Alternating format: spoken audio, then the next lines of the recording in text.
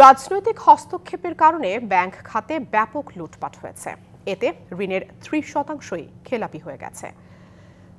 যারা দেশের অর্থ পাচার করেছে তাদের জীবন দুর্বিষহ করে তোলা হবে, এমনটি জানিয়েছেন বাংলাদেশ ব্যাংকের গভর্নর আহসান এইচ মনসুর। বলেছেন, ব্যাংক খাতে কার্যকর সংস্কারের জন্য কয়েক বছর সময় লাগবে, আর এজন্য কেন্দ্রীয় ব্যাংককে শক্তিশালী করতে হবে বলেও উল্লেখ করেছেন তিনি।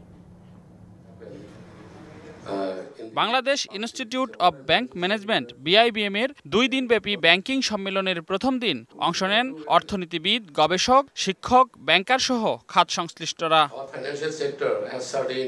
এতে প্রধান অতিথির বক্তব্যে বাংলাদেশ ব্যাংকের গভর্নর জানান, অন্তর্বর্তী সরকারের সময়ে ব্যাংক সংস্কারের কাজ শেষ করা সম্ভব নয়, এর জন্য সময় লাগবে কয়েক বছর।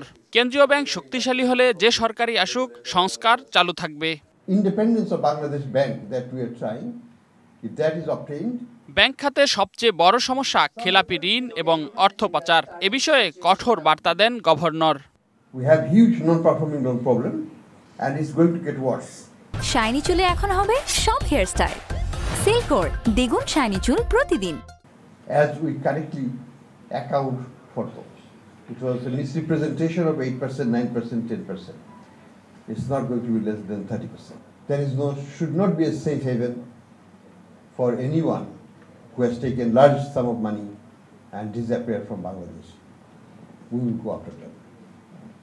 So that's the main objective. As much money we can collect, that's fine. But our main task will be to make their life also difficult. ব্যাংকে সুশাসন ফেরানোর চেষ্টার কথাও বলেন তিনি।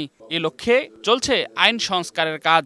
The quality of our banking governance has deteriorated. That means while we have the two challenges, our body of the banking system is fundamentally very weak. There are gaps in Islamic banking law. We don't have a law for now.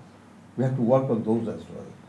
BIBM এর মহাপরিচালক মোহাম্মদ আখতারুজ্জামানের সভাপতিত্বে অনুষ্ঠানে মূল প্রবন্ধ উপস্থাপন করেন গ্রামীণ ব্যাংকের চেয়ারম্যান ও নর্থ সাউথ বিশ্ববিদ্যালয়ের উপাচার্য আব্দুল হান্নান চৌধুরী। অনুষ্ঠানে মিডিয়া পার্টনার ছিল DBC news. Hopefully make two large Islamic banks. Redwanul Haque, DBC news, Dhaka.